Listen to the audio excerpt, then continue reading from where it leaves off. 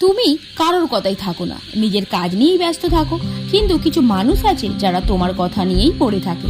জীবনে অনেক এমন সময় আসে যখন তুমি চুপচাপ নিজের মতো থাকো, কারোর ব্যাপারে না ভেবে নিজের কাজ আর লক্ষ্য নিয়ে ব্যস্ত থাকো। কারোর পিছনে লাগো না, কারোর সমালোচনা করো না, এমনকি কারোর উপস্থিতি নিয়েও ভাবো না, কারণ তোমার সময়ের মূল্য আছে। কিন্তু কিছু মানুষ তখনও তোমার কথাতেই থাকে। তুমি কি করছো, কোথায় যাচ্ছ, কি লিখছো, কার সঙ্গে আছো, সবকিছুতেই তারা অদৃশ্য এক নজর রাখে। যেন তারা তোমার জীবন বিশ্লেষণ করতেই ব্যস্ত, তোমার ছোট ভুল খুঁজে বের করতেই উদ্গ্রীব। কারণটা হচ্ছে হিংসা। তোমার শান্ত মন, নিজের মতো চলা, আত্মবিশ্বাস, এগুলি তাদের অস্বস্তিতে ফেলে। তারা বোঝে না তুমি আলো কিভাবে খুঁজে পাও নিজের ভিতরে। তাদের নিজস্ব জীবনে তেমন কিছুই নেই, তারা অসফল, তাই অন্যের গল্প নিয়েই মগ্ন থাকে।